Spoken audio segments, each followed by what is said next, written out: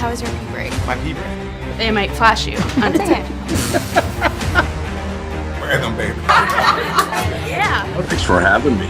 Quite an intro. Let's address the elephant in the room. That's not the elephant in the room. There's no elephant. Nobody cares. I, too, am a thought criminal. Good. Well, I like you already. Does this look like a girl who's joking around? No. Around? But how much do you actually understand money? Especially the new wave. Beauty or intelligence? When you unleash both, it is men's kryptonite. Welcome to Talk to Me, Taylor.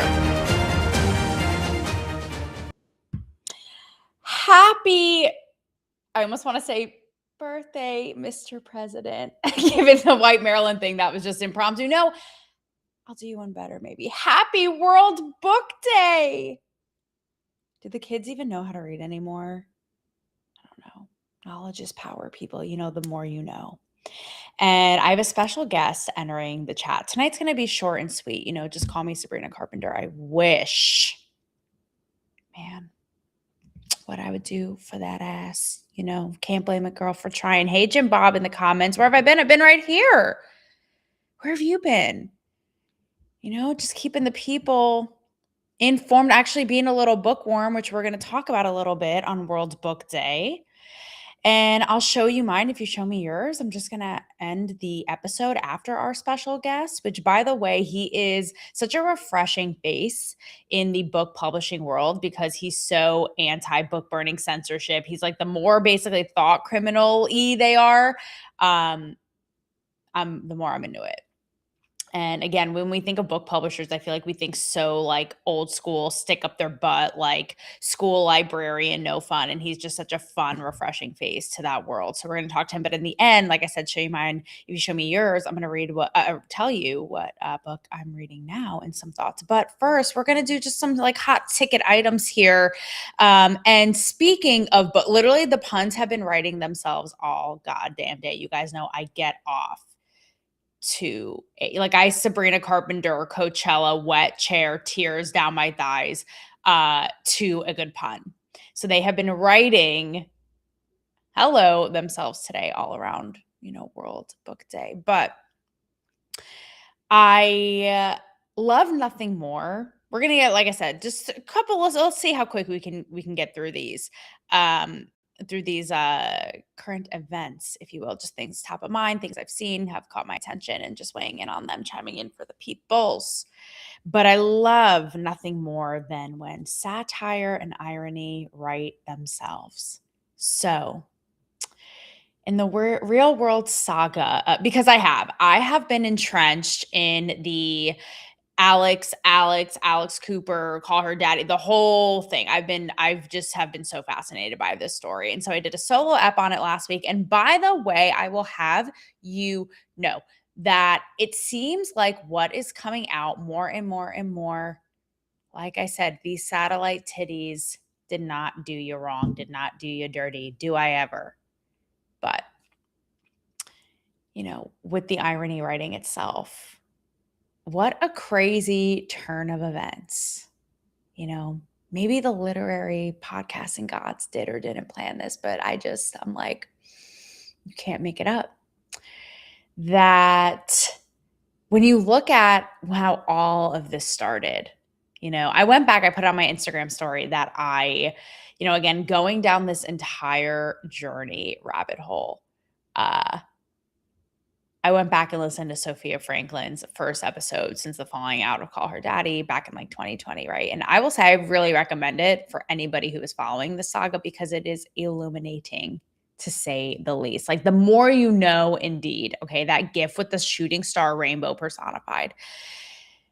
But it did bring back memories how at the time, Sophia, you know, then call her daddy co-host, co-founder, all of it was completely defamed, dragged through the mud, primarily because her HBO exec boyfriend at the time allegedly was, you know, in the mix trying to get her, you know, paid because apparently the show is making like $1 million an episode. It was like making crazy money and she was just basically making like 5 cents an hour, like, right? So one would think the feminist thing to do, and she talks all about it at the time, like fired up because you could tell it was so raw. Like, ladies, don't let, and she's not referring to the then boyfriend, but like all the other people, even Alex Cooper herself, like don't let these other people, men, whoever, like bully you into not getting your worth and not getting what you deserve. So you would think, one would think, I mean, color me blonde, but one would think that's the feminist thing to do. And like I said, she was completely, mocked and dragged through the mud, like she seriously talks about how her mental health like took such a, I mean, she's like, guys, this was like millions. I was mocked by millions. Like Barstool was making merch. Remember the suit man, canceled the suit man, all this. And again, painting her as just greedy and basic and like a pushover and all this, right? Because they painted the story that this like big HBO exec of her boyfriend came in and, tried to run the show and all this. And turns out all these years later, not so flattering stuff coming up about Alex Cooper, like the feminist in chief here, doing Ring Around the Rosie with Michelle and Kamala, who, got married, had a very flashy engagement, all this shit, is actually her husband's company owns Unwell, her company that's now like, getting dragged through the mud. Potentially the House of Cards collapse, I don't know. But not only is he in business with her and his company owns hers, or it's under that umbrella, but is a complete tyrannical, manipulative, what are all the words? You get the gist. Toxic, controlling, and like berating employees, right? They're all coming out. And wow, what a twist of events. But like, I don't know what happened. Like, again, I thought this was like the feminist megaphone of the world, ladies. At the time, even with Sophia Franklin, we were told don't bring men into business. They ruin everything. What did the men know? Da da da da da da da. And again, let's not forget Sophia Franklin at the time being like, can I just get paid what's common sense? Would any dude, any person or alien breathing thing for what I'm doing would get paid for that matter? But no, dragged, roasted, humiliated, mocked. And here we are, the living, breathing proof of it all, as we're seeing proof is in the pudding. So, the irony, it just ain't that a kick in the head. Like, it's just, I don't know. It makes me, it's a kismet, cosmic twist of events that just makes me feel a type of way inside. Maybe it's because of what I talked about last week so passionately. Like when people aren't really about what they say they're about, claim they're about, are hypocritical and just caught in the jungle of their lives. And so interesting to say the least. The other thing I have to say about the story that is like, just literally breaks my brain, and is quite perplexing, is how people speculate, right? Because the whole internet, when this was all coming out, was like Team Alex Earl.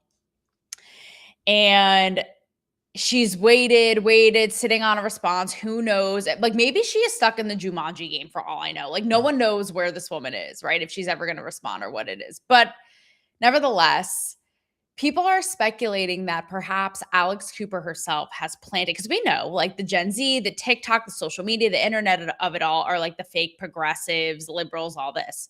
So that she herself has planted that a lot of the issues came from Alex Earl and her family being alleged Trumpers and Alex Cooper being this like pro-liberal feminist, all this. Fine. I don't care, guys. We've been there, done that. That's old news, It's sad because it's like, again, I don't know if Alex Cooper planned it or not. Who cares? Say the internet took that and ran with it. Like, this is how brainwashed and incapable they are of critical thinking, these kids, which again, like, have they cracked open a book? I don't know. Like, where is Waldo? Waldo, help. Like, SOS, do you copy? But the fact that in and of itself would make them turn on Alex Earl. It's like people can't even have a political opinion. Okay. Like there are these circulated images of her with Ivanka Trump. I see in the comments section, people are like, Alex Earl's MAGA. That's all I'm going to say. Just like so pathetic. But And sadly just feeds into all this. Alex Cooper pinned something not so coincidentally to her TikTok recently, an old video of her mocking, women or people who like praise Trump. It's just like, it just so feeds into the polarization. It's just like tired, and lame, and just who cares? Like, political divisiveness, sweetie. Like, been there, done that. We've been in this hellscape for what? Like, if my math is mathing, like 15 fucking years. So like, let's get some new, like, not enough with the cheap tricks. Like, let's get some new material. But something substantial to stand on here. But what really struck me, guys, is how, and it's come up over and over, from TikTokers and people blowing the lid off this, how Alex Earl posting on the heels of October 7th about the horror of October 7th associates her with being right wing, with being MAGA. I'm like, are these people like lacking any sort of brain cell that has any sort of circuit running? Because this, to me, again, dismembering, raping, beheading, torturing, killing, just out in the, like, I don't know. I would, methinks this would be baseline humanity, but we're in such a twisted world that Alex Earl, who posted about this, again, maybe just somebody with a pulse, with eyeballs at work, with, I don't know, a sense of like empathy. I don't know. Lost brand deals at the time, by the way, because of this. Do with that what you will.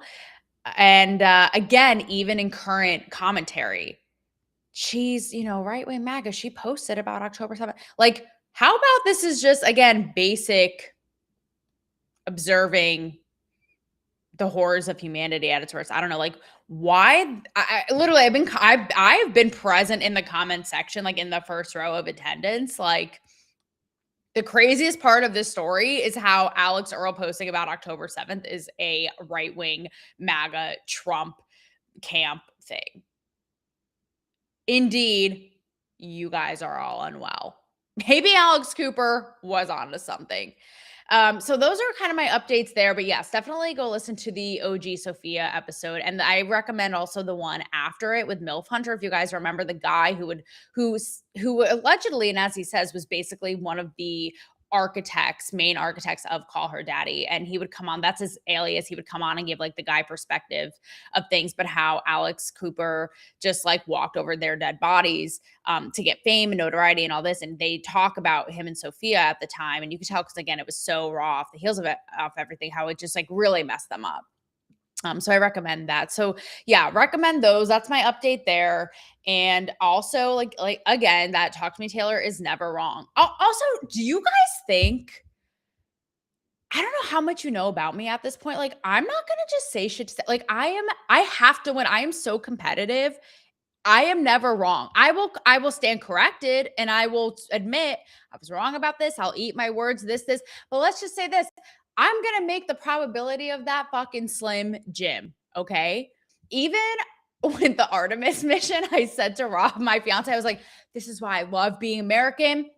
We're going to be like colonizing the moon. Like, let's go. First ones doing this is like, we don't lose. Like, I don't lose. He was like, wow, okay, Tucker Carlson. Like, okay, whatever you say. No, but anyways, I throw my shit down on the line here. Okay, next thing I will say really quickly, something that really struck me today was a clip of Russell Brand. And it was on Megyn Kelly. And it's getting a lot of controversy because he talks about, admittedly, and he hasn't been secretive about this, how he was kind of like, he was messed up. I think drugs and sex addict, all kinds of shit, married to Katy Perry, who like in fact lives on Artemis. I've interviewed her. I may talk about it here quickly before we bring Tyler in, but he now has found Jesus and has found God. And I think that that's great for him, and sometimes it is a little bit, you guys know I've been on my own spiritual journey and leaning in, and truthfully have had my closest relationship with God that I ever had, because like when you only get so far and you're like, holy shit, you're like, I give up. Like I'm tired. Like that's where I'm at. You guys know, you listen to my app after the hiatus, and that was like the tip of the iceberg, right? Some of his stuff has gotten a little Bible huggy, but it's all good. But so yeah, he was on Megyn Kelly. He talked about when he was 30, how he had sex with a 16-year-old because that was the age of consent. I believe, I forget what it was, the UK maybe. And so people are like, really like, this is inappropriate. I'm like, look, you can't knock the guy for not being authentic.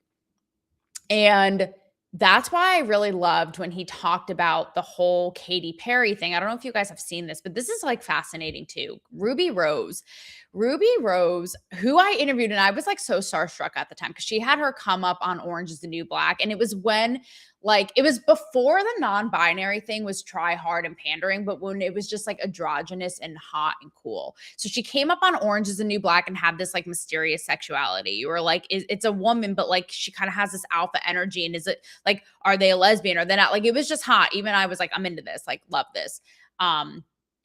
And she came out with allegations recently that Katy Perry assaulted her and I guess like showed her badge or something. And so also thought it was weird because I have interviewed Katy. I told you guys about this. I used to cover American Idol every week on the studio lot at CBS and like backstage every single week, talk to the contestants and her and Lionel and Luke Bryan and all this. And Katy Perry always struck me as this woman who I think she's like with it. I think she's pretty smart despite the Justin Trudeau thing. Like, I don't even know what's happening there. Russell Brand, maybe she lost some brain cells up there in Blue Origin. Who knows? But maybe it's like in the space dust with the Artemis cruise, like pee. I don't even know. But yes, she, you know, for the most part, like in my experience, had a couple more brain cells than Lady Gaga, but still struck me as this like grown up theater geek girl who's like a little kooky and just like living on her own planet. Anyways, after having interviewed both of them, I just thought that this whole story was fascinating. And so Megyn Kelly asked Russell Brand about it. And I really appreciated this because he is so authentic and himself. Like, even though he's had this whole literal come to Jesus moment, and he posts about it all the time. He's like, Jesus is the way, in the Bible and Christianity. He got baptized, like all this. He was like, I'm still man enough to be like, what is the assault here? Like, I'm sorry. I'm still a guy. And deep down, I'm be like, you showed me your pussy. Like, what part of this? Like, yes, please. Thank you. Like, what part of this is assault again? And I so appreciated that. I was like, it's so refreshing. Like, he's not just in a box and so bought into this camp of like, oh no, hear, see, speak, no sex or temptation or, you know, any lust or any of this shit. Like, he's like, I'm just a dude at the end of the day and badge is badge. And I was here for that moment. Okay. Last thing is Spencer Pratt. I am obsessed with this whole story. Populism, voice to the people at its finest. If you know the story, I've talked about it before on the show. And it looks like he has a real shot here of winning the mayoral race in LA. And obviously, you guys know, like, I was a red carpet reporter in LA for 5 years. I left because of the destruction and wrath of LA and Gavin Newsom and all this. And Eric Garcetti, who was the mayor at the time. But Karen Bass has like quite literally opened rapid fire, like fire breathing dragon on that place. And so what Spencer Pratt, at first, I always said, I was like, I hope he like pulls out on top here. And people were like, I don't know. And now it's looking like he's gaining some serious steam. He was just on Joe Rogan, Adam Carolla. So I'm actually friends with crazy enough with his publicist. Now, we were talking this morning about potentially getting Spencer in over on the chat here on Talk to Me Taylor. So we'll see. Fingers crossed, you know, your guys' mouths to the, you know, to the LA God's ears. But without further ado, Tyler Wagner, he's the founder and of the publisher Authors Unite. And like I said, for World Book Day, and I'll hop on at the end to just say some parting words. And let's see if this works because I am my own IT man at this moment. Let's see, guys. Godspeed. All right. The man himself, Tyler Wagner, founder of Authors Unite. Yes, authors. You caught the little New England accent, maybe not. Best book marketer in the world, bitch. Not the US, in the world. Did we stutter? And #1 Wall Street Journal best-selling author and podcast host himself. So on World Book Day, which he may or may not have found out about today, we're not going to hold it against him, Tyler Wagner. We have like a T-squared thing. Taylor and Tyler, let's go. We're coming in hot, so I'm just going to throw the first one at you. And welcome to my chat, and I'm so stoked to have you on World Book Day. Dude, thank you for having me. Appreciate it. All right. So first things first, the show used to be called at a certain point in time, Cancel Me Baby. Very anti-censorship. And Tyler, as much as anybody, there is a whole hooting and hollering around, modern age book burning and all this. So what do you make of it? Are your authors, because you work with a plethora of authors, are they a little skittish? And are we actually protecting people? Or is it just like may the best man win when it comes to controlling which ideas get out there and what wins in the end? Well, I think there's actually two different worlds. So I think the traditional publisher world is still 100% editing everything and Okay. only putting and like kind of blockading certain ideas. That is still happening today. Now, the self-publishing, and I'd say some hybrid publishers, but mostly self-publishing, that's pretty wide open. I still think like some ideas, like I'm sure there's some things if you tried to put it on Amazon, they would take it down. Like I can't think of an example really, but just something if it was like hatred towards a certain group or something like that, like Amazon would probably have something, they would probably take that down. But Yeah. I think if you're an author, like, and this is why I think a lot of people, because I have these conversations every day, a Okay. lot of people are choosing self-publishing because Yeah. of that very reason, because they want like, and just even think about like your own story, right? Everybody's done something that they shouldn't have done, and they probably would prefer maybe others don't know, but those are actually the things you should put in your book because that's what'll get it out there more. People will talk Okay. about stories. So I always tell people put everything like your deepest, darkest secrets. If you're writing a memoir, put that in it because that's what actually sells, not the surface level, went down to the coffee shop or Well, something. Like, you're like, it is fit to print. Well, especially because you work with a lot of entrepreneurs, self-help gurus, and let's be real, in that world, it's like we've literally seen it all. Like, no offense, like I love a Gary V moment, but and same thing with the Cardones. Like I've had Gary on the show, but if it's like if I see one more Grant Cardone, Gary V, like they're always on my feed. So you gotta keep it fresh. You gotta give the people what they want and give them the real and not pussyfoot. But around yeah, stuff. But yeah, I mean, it's crazy though, Tyler, because it is such a range. I mean, I don't know if you remember, and I had my viewers know, and I'll tell you offline, but my whole Chrissy Teigen cancel culture story. But as it pertains to books, it's funny how you have everything from that realm. Like I think when she was in her whole cancel controversy, her cookbooks were like banned from Target, all the way to the like Abigail Schreier's, right, with her trans. But you talk about, I think it was off of like banned on Amazon, to your point. So it's like such a yeah. range of where we're seeing it. Yeah.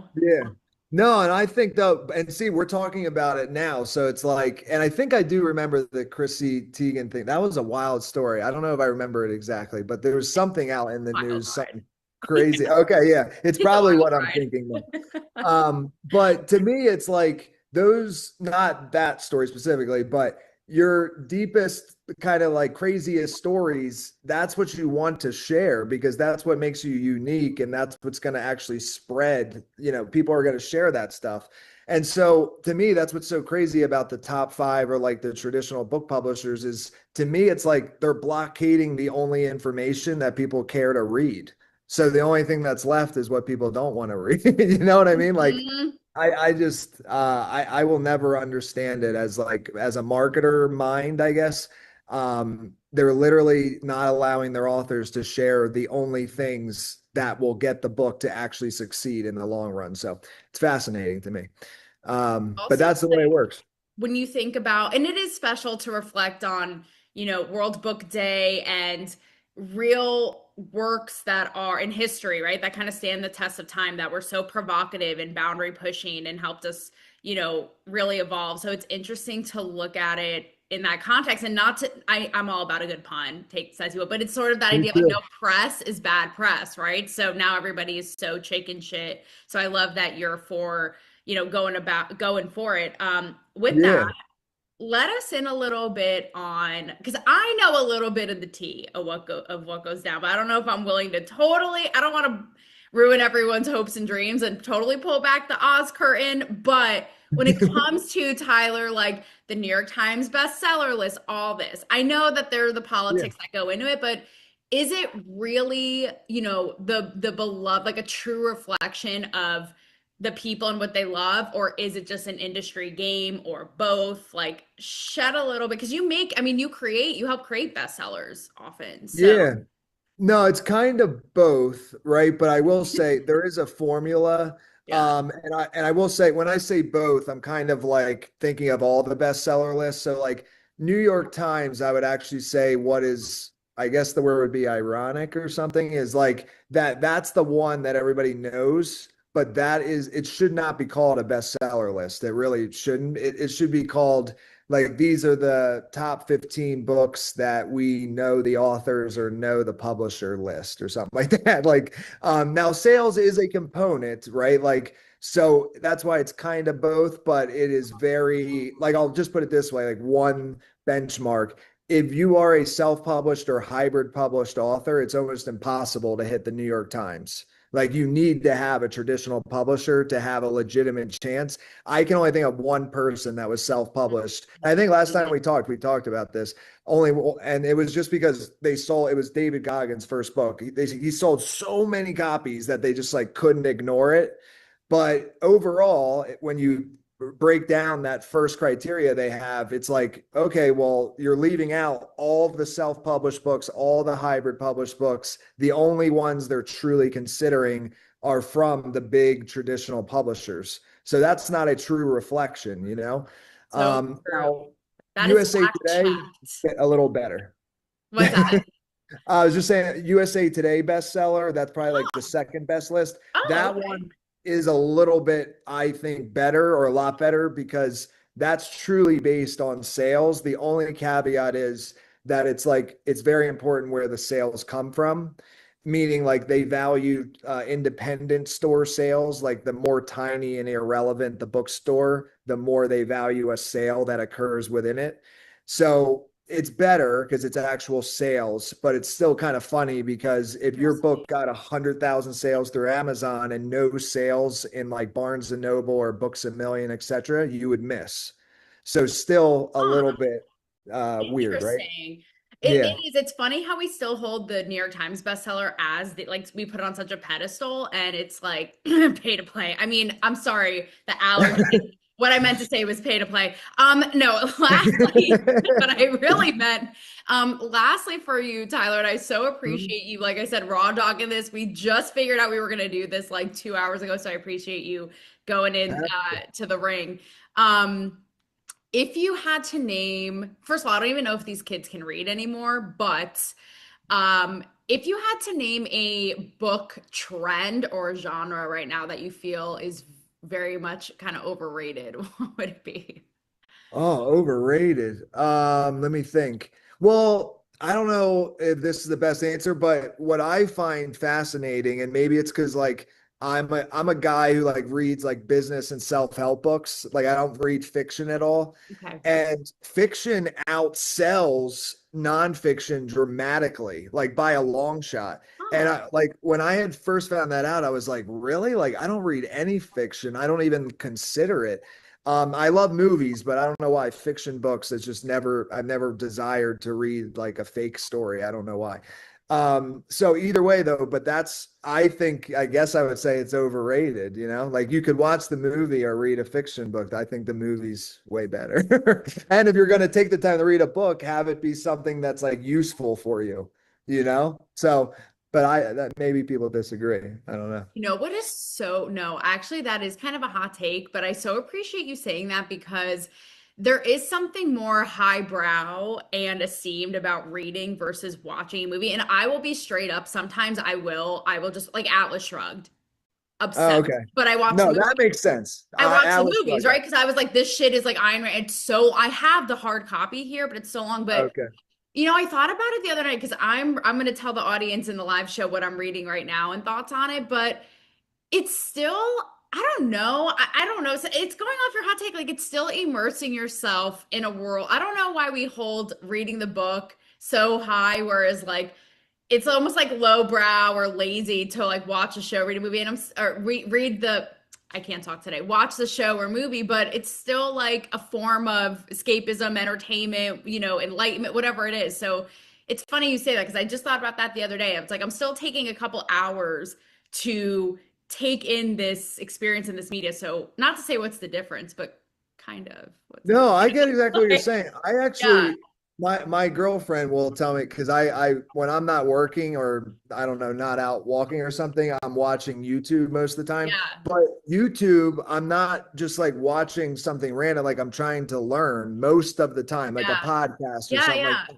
for And sure. so I don't know, but she thinks it's like lazy. And I'm like, no, you're not. Like these are all hours of me trying to like That's what better I'm myself. saying. Yeah, and I'm like, so you're exactly right. That is the perception, but it's just not, at least for me and you, it seems it's not the reality. Like I'm not, watching Disney or something on YouTube. You know Yeah, what I mean? Like I'm yeah, I'm I'm actually, I don't know, watching something that I'm learning. So to me, it's yeah. still workish, I guess you could say, how to Yeah, do I it. think they're both like great experiences, just different. And, it's just funny how we kind of like tier them that way. But last Yeah. rapid fire, kind of cliche, but whatever, best favorite book of all time. Well, it's the one that impacted me the most. And a lot of entrepreneurs say this one, but it's the 4 Hour Work Week because when I read that book, it got me to drop You out of told me school that and start offline. business. So Yeah, yeah, if I hadn't read it, I don't know if I'd be talking to you right now. So it was big for me. proof is in the pudding. Tyler, thank you so much. Let's Yeah. hop off and talk a little bit more and appreciate you. Authors Unite, everybody. Tyler Wagner. Tyler, thank you. Thanks for having me. Yeah.